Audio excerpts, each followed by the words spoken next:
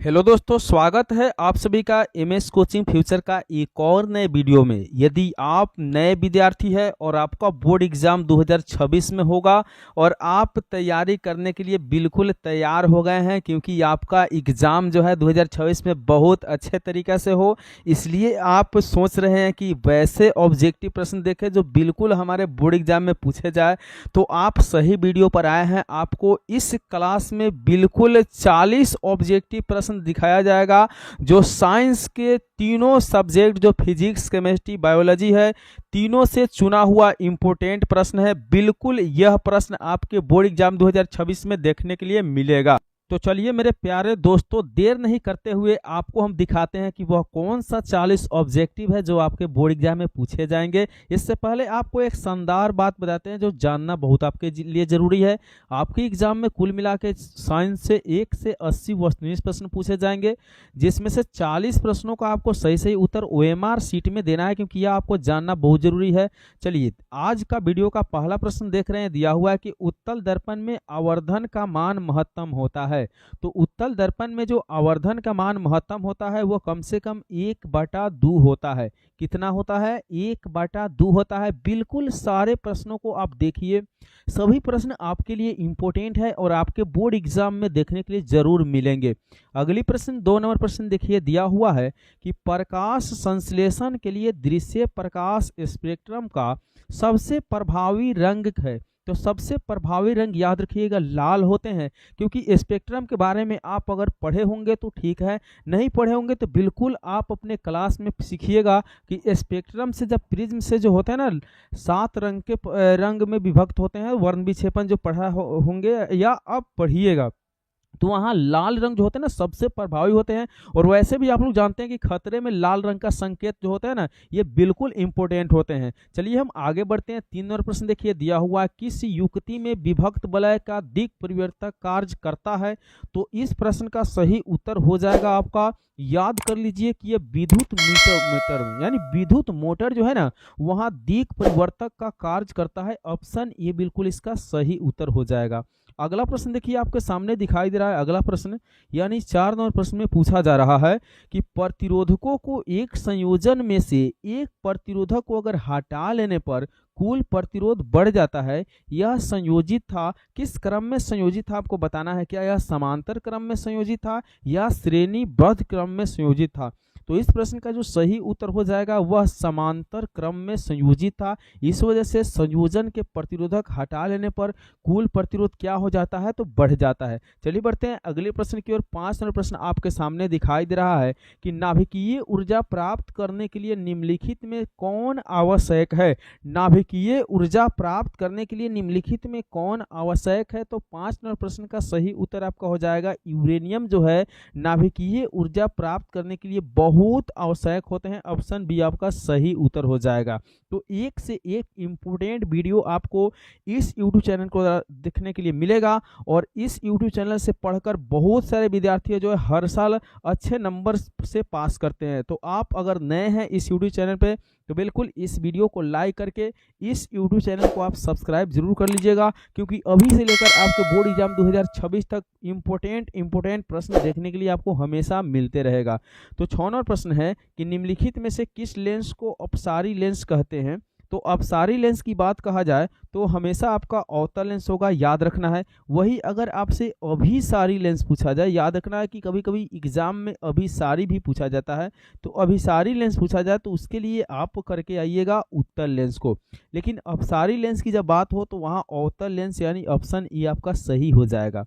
अगला प्रश्न देखेंगे। 7 नंबर प्रश्न में लिखा हुआ है कि एक प्रिज्म कितने सतहों से घिरा होता है। याद करके रखिएगा कि एक प्रिज्म जो होते हैं ना 5 सतहों से घिरा होते हैं। ऑप्शन डी बिल्कुल इसका सही उत्तर हो जाएगा। बिल्कुल सही प्रश्न आपके लिए इंपॉर्टेंट है। आप जितने भी विद्यार्थी इस क्लास से जुड़े हुए हैं, इस वीडियो को देख रहे हैं, आप बस पूरे वीडियो को अंत तक देखिए। एक बार में नहीं हो तो 2 बार में याद करिए, और इसी तरह से अपने बोर्ड एग्जाम के ऑब्जेक्टिव को तैयारी करते चलिए। बहुत बेहतर रिजल्ट आपका आएगा बोर्ड एग्जाम में। 8 नंबर प्रश्न पूछा जा रहा है कि जूल प्रति कूलाम जो होती है ना बराबर होता है। तो जूल प्रति कूलाम बराबर होती है यह वोल्ट के बराबर होती है। किसके बराबर होती है? वोल्ट के। ऑप्शन ए इसका बिल्कुल सही उत्तर हो जाएगा। और वोल्ट में जो भी होते हैं ना ये विभवांतर के एसआई मात्रक होते हैं जो आपको चौथा लेसन विद्युत धारा में पढ़ना है। 9 नंबर प्रश्न है कि चुंबकीय फ्लक्स का एसआई मात्रक क्या होता है? तो चुंबकीय फ्लक्स का जो एसआई मात्रक होता है वो वेबर होता है। इसे भी हम लोग फिजिक्स के ही चैप्टर में पढ़ने वाले हैं। आगे बढ़ते हैं। 10 नंबर प्रश्न में आपसे पूछा जा रहा है, बहुत शानदार प्रश्न है, जो दहन कर उष्मा उत्पन्न करते हैं उन्हें कहा जाता है। तो जो दहन करके उष्मा उत्पन्न करते हैं उसे याद करके रखिएगा कि उसे ईंधन कहते हैं। ऑप्शन बी बिल्कुल आपका राइट उत्तर हो जाएगा।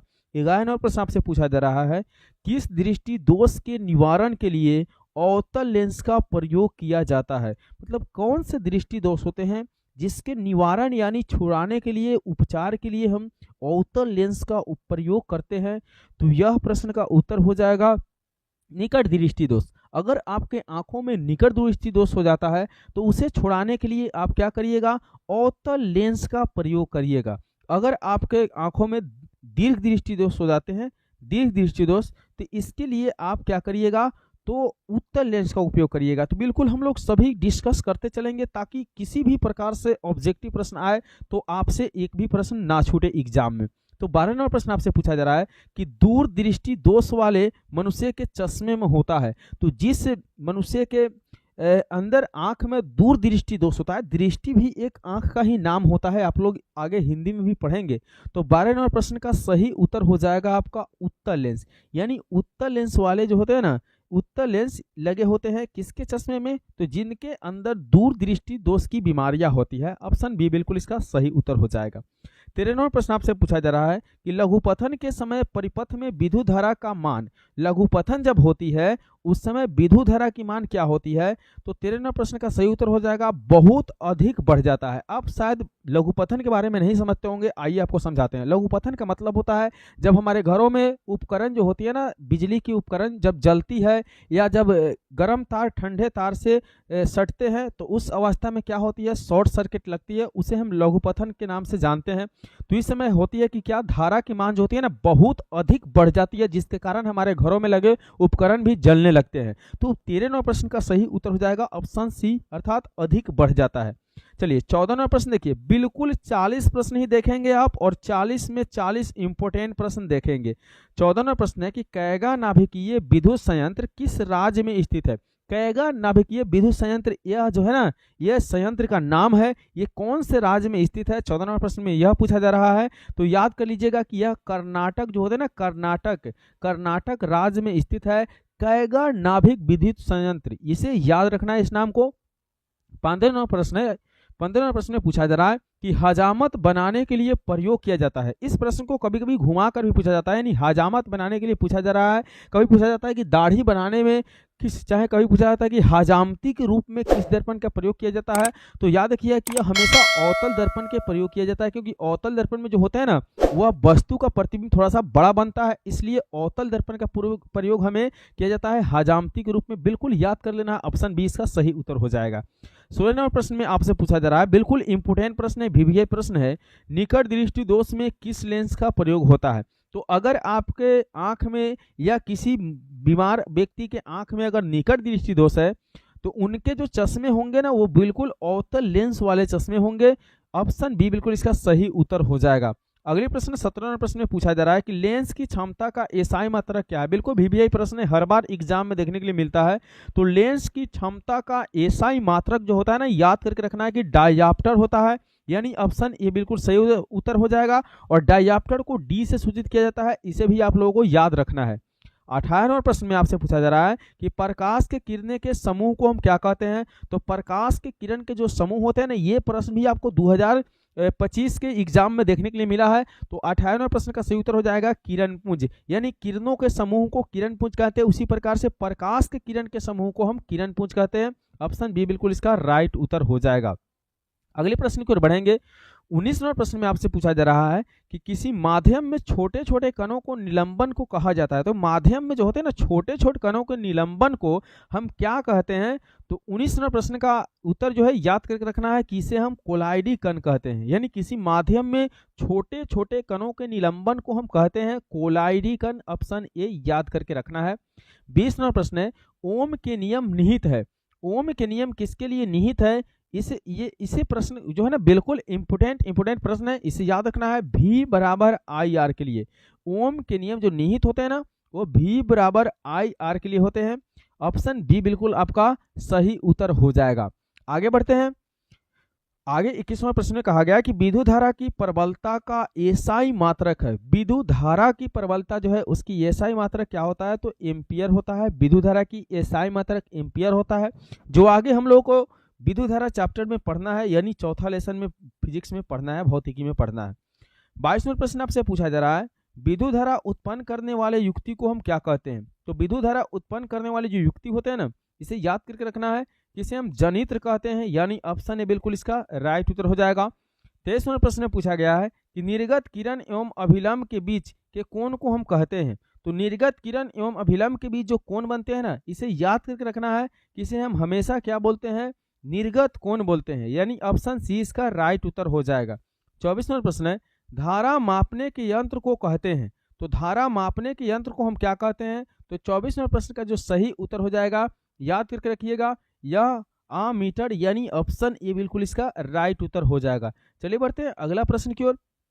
25वां प्रश्न में पूछा जा रहा है कि आवेश का मात्रक है। आवेश का मात्रक क्या होता है? याद करके रखना है कि आवेश का मात्रक कूलम होता है। ऑप्शन ए बिल्कुल इसका सही उत्तर हो जाएगा। अगले प्रश्न की ओर बढ़ेंगे। 26वें प्रश्न में आपसे पूछा जा रहा है कि नवीकरणीय ऊर्जा का स्रोत है।